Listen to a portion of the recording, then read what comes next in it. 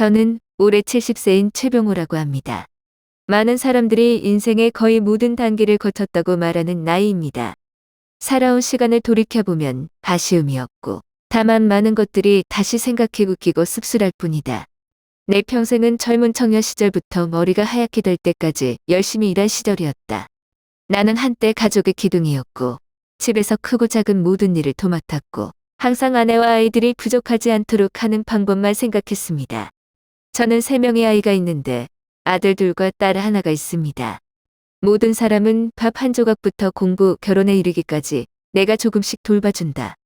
저는 제가 완벽한 아버지라고 감히 말할 수 없지만 수년 동안 저는 항상 아이들을 위해 모든 것을 희생하기만 하면 나중에 그들이 저를 사랑하고 손발이 떨릴 때 제 자신을 도울 것이라고 생각했습니다. 그것은 나의 아주 진실한 생각이지만 아마도 그것은 너무 순진한 것 같다. 아내가 죽었을 때 집은 유난히 텅 비어 있었다. 그녀의 어렸을 때 가난했지만 집에는 항상 웃음과 목소리가 있었다. 저녁이 될 때까지 부부는 차 주전자도 끓이고 함께 TV를 보고 아이들 이야기를 나누며 다시 생각해보니 마음이 따뜻했다. 하지만 그녀가 떠난 이후로 나는 외로움이 무엇인지 알게 되었다. 매일 밤 혼자 있고 밥도 슬프지 않고 둘러보고 한숨을 쉬었다.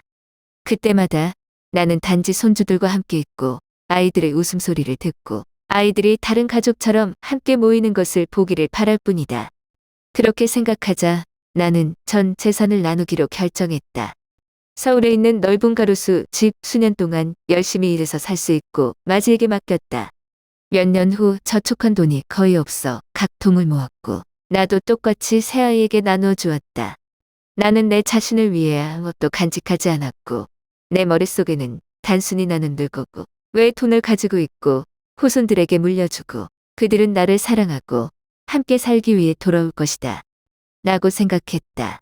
나는 순진하게 믿었고 가족의 사랑이 서로를 지탱하기에 충분하다고 믿었고 평생을 희생했다고 믿으면 자녀들이 등을 돌릴 수 없다. 하지만 인생이 항상 제멋대로인 것은 아니다. 재산을 받은 후 모든 사람들은 각자의 가족으로 바쁘다. 큰 아이는 집이 좁고 여분의 방이 없다고 말했다. 둘째는 그의 아내가 노인들과 함께 사는 것에 익숙하지 않고 갈등을 낳는 것을 두려워한다고 말했다. 막내는 일이 불안정하고 매 끼니마다 달려가 아버지를 감히 집으로 데려오지 못했다. 들어본 이유들은 모두 그럴듯해 보이지만 모으면 바로 아무도 저와 함께 살고 싶어 하지 않아요? 한 달에 얼마 안 되는 노후 보조금으로 생활하는 서울 근교의 작은 방을 빌리기 위해 슬프게 이사했다. 나는 가끔 아이에게 전화를 하고 받을 때는 받지 않는다. 나는 내 아이가 바쁘다고 스스로에게 말했지만 점차적으로 내 가족의 외부인이 된 느낌은 그 어떤 육체적 고통보다 더 아프다. 여러 날 밤 자취방에 혼자 앉아 창밖을 내다보니 옆집이 밥상 옆에 옹기종기 모여있어 울고 싶었다. 나는 아이들을 탓하지 않는다. 왜냐하면 누구나 자신의 삶이 있다는 것을 이해하지만 슬프면 피할 수 없기 때문이다. 생각할수록 내가 깨달은 것은 아마도 나의 가장 큰 실수는 아이들에게 돈을 주거나 재산을 나눠주는 것이 아니라 아이들에게 모든 희망을 걸었다는 것이다. 그날 내가 좀 더 열린 마음으로 내 일부를 간직하고 후손들에게 집착하는 대신 내 자신의 기쁨을 찾았다면 나는 지금 이렇게 되지 않았을 것이다. 자녀는 인연이지만 노년이 즐거울지 않을지는 본인 탓이다. 노인들에게 가장 필요한 것은 돈도 자녀들로부터의 절대적인 양육도 아닌 독립이라는 것을 깨달았습니다. 자신을 돌볼 수 있고 자신의 삶을 통제할 수 있어야 인생의 마지막 몇 년 동안 편안하게 살 수 있습니다. 이제 나는 더 이상 아이들이 데리러 오거나 돌볼 것이라는 꿈을 꾸지 않는다. 저는 아침에 조깅을 하고 간단한 요리하는 법을 배우고 때때로 시간을 보내기 위해 독서책 몇 권을 삽니다. 그런 사소한 일들 때문에 인생이 더 가벼워졌다. 누군가 나에게 모든 재산을 자녀에게 준 것을 후회하지 않느냐고 물었다. 나는 후회하지 않고 웃으며 말했다. 그냥 다시 할 수 있다면 다르게 살 거예요. 나는 나 자신을 더 사랑하고 자신을 돌보기 위해 약간의 자본을 유지하고 나이가 들면 아이들에게 한 푼 한 푼의 돈을 요구하거나 회원을 기대할 필요가 없도록 할 것이다. 내 이야기에 공감하는 사람이 있을지 모르겠다. 하지만 어딘가에 나처럼 조용히 눈물을 삼키고 있는 노인들이 있을 것이라고 믿는다. 만약 당신이 나와 같다면 대담하게 말하세요. 노후를 위해 결국엔 누구나에 의지할 곳이 필요하지만 가장 든든한 버팀목은 자신이다. 재산 증서에 서명한 직후 아이들의 변화가 뚜렷했다. 그 전에는 집이 여전히 내 이름으로 있을 때 모두가 효도를 했고 주말에는 정기적으로 방문했으며 설날에는 항상 사람들이 모였다. 하지만 서명이 끝난 날부터 전화벨이 완전히 울리지 않았고 문자 메시지도 몇 줄의 피상적인 질문만 남았다. 가장 슬픈 것은 자녀와 직접 대화하는 것인데 한마디 한마디가 나를 조금 더 밀어내는 것 같다. 마다들레가 가장 믿었던 최준호는 처음으로 귀에 거슬리는 말을 했다. 그는 아내에게 노인이 함께 사는 것을 싫어한다고 말했고 아내와 아이는 좀 어렵다며 양해를 구하라고 했습니다. 그리고는 마치 제가 급하게 옮겨야 할 물건인 것처럼 동생의 집으로 저를 부드럽게 밀어넣었습니다. 그의 목소리는 달콤했지만 눈빛은 내가 빨리 가기를 바라는 것만은 분명했다. 나는 그날 그의 집 문 앞에 서서 아직 집에 들어오지 않은 가방을 들고 돌아서야만 했던 것을 분명히 기억한다. 바람이 쌀쌀한데 내 마음이 더 춥다. 둘째 아이인 최민호는 옛날에 아버지를 가장 사랑한다고 가슴을 두드리며 지금은 항상 일하느라 바쁘다. 내가 안부 전화를 할 때마다 그는 바쁘고 피곤하고 일에 대한 압박감을 탄식하며 한숨을 쉬었다. 마지막으로 한 문장을 완성했습니다. 나는 너를 동정한다. 나는 너를 돌볼 수 없다. 당신이 말하는 공감한다는 말은 씁쓸하지만 나는 그것이 왜 그렇게 낯설게 느껴질까? 막내 최지훈, 이놈은 어릴 때부터 직설적이라 어떻게 생각해? 하지만 그 솔직함이 나를 그렇게 아프게 할 줄은 몰랐다. 그는 집에 침실이 2개뿐이고 남편과 아내의 방 하나, 아들의 방 하나, 나를 위한 공간이 없다고 말했다. 그리고 나서 다른 살 곳을 찾으라고 상기시켰고 마치 내가 매달릴까봐 두려운 듯 단호했다. 그는 어렸을 때 내 손을 잡고 야시장을 돌아다녔고 전기가 나갈 때마다 어둠이 내 다리에 매달릴까봐 두려웠던 아이였다. 이제 그는 나에게 다른 곳을 찾으라고 말한다. 인생은 정말 아무도 예상치 못한 단어를 모른다. 그 순간 나는 정말로 깨어났다. 나는 내 가족에서 설 자리를 잃었다는 것을 깨달았다. 나는 한때 그들이 불의의 대상이 되는 것을 두려워하는 아버지였고 온 가족을 어깨에 짊어지고 크고 작은 모든 것을 결정하는 사람이었다. 그러나 이제 나는 모두가 가볍게 짐을 지고 가고 싶어하는 부피가 큰 짐인 맹물 이방인과 다를 바 없다. 사람들은 재산이 양날의 칼과 같아서 간직하는 것은 힘들지만 놓으면 마음이 변한다고 말한다. 전에는 믿지 않았지만 이제는 믿게 되었습니다. 뼛속까지 믿게 되었습니다. 장이 끊어진 자식들에게 거부당하는 느낌은 노년의 어떤 질문보다 더 고통스럽다. 저는 텅 빈 4개의 벽 사이에 서서 제가 어디서 실수를 했는지 궁금했습니다. 하지만 생각하면 할수록 아마도 유일한 잘못은 내가 지금 사회가 사치스럽게 여기는 자녀들의 효도에 너무 많은 기대를 했다는 것이다. 지금의 자녀들은 자신을 사랑하지만 부모님을 위해 일했던 것처럼 자신을 위해 희생하거나 짊어지라고 하면 거의 없다. 그들이 악한 것이 아니라 지금 삶이 너무 빨리 돌아가기 때문에 모두가 먼저 자신을 돌봐야 한다. 그날 얘가 나를 조금 먼저 사랑하고 뒷길을 지킬 줄 알았더라면 좋았을 텐데 지금은 길 한복판에 서서 어디로 가야 할지 모를 정도로 슬프지 않다. 할 수 없이 노후 자금을 좀 모아 서울 근교의 빈민가의 작은 자취방을 묵묵히 빌렸다. 10평방미터도 안 되는 작은 방은 낡아 빠진 싱글 침대, 싸구려 플라스틱 의자가 있는 작은 테이블을 놓기에 충분합니다. 부엌 구석은 페인트가 벗겨진 전기 스토브이고 그 옆에는 작은 싱크대가 있고 물이 약해서 설거지를 할 때마다 바가지를 긁어야 한다. 처음에는 너무 외로웠어요. 차가운 침대에 누워 천장을 계속 쳐다보며 머릿속으로 내가 어디서 잘못했지? 아니면 내가 아이에게 충분히 친절하지 않은가? 나는 기억을 더듬어 식사 때마다 아이들에게 맛있는 음식을 주고 아이들을 위해 돈을 모으기 위해 새 옷을 주고 번 모든 돈은 공부를 생각하고 먼저 결혼해주고 자신은 오래된 옷을 입고 매일 김치와 밥을 먹었다. 모든 일이 거꾸로 된 영화처럼 생각하면 할수록 마음이 더 아프다. 그러던 어느 날 저는 공원에 앉아 제 주변의 노파들을 보고 갑자기 깨달았습니다. 내가 잘못했거나 충분히 좋지 않아서가 아니라 문제는 지금 아이들의 마음이다. 그들에게 부모는 더 이상 정신적 버팀목이나 사랑을 위한 사람이 아니라 일종의 책임감, 보이지 않는 짐이 된다. 내가 아직 집에 있고 돈이 남아있을 때 나는 재산과 같았고 그것을 유지하는 것이 유익했다. 하지만 재산이 다 떨어졌을 때 저는 곧바로 낯선 사람이 되었습니다. 나쁜 놈들 말고 요즘엔 다들 먼저 챙겨줘야 돼. 노부모님은 경제적 가치가 없다면 집을 지우는 오래된 물건과 같습니다. 나는 점점 혼자 사는 삶을 받아들인다. 아침에 저는 공원에 갔습니다. 그곳에는 저와 같은 노파와 노파들이 모였습니다. 우리는 바둑을 두고 구름 속에서 수다를 떨고 지루하지 않게 옛날 이야기를 했다. 어떤 할아버지는 교수로 일하셨고 어떤 할머니는 시장에서 생선을 팔곤 하셨는데 지금은 흰머리, 구부러진 허리 떨고 계신다.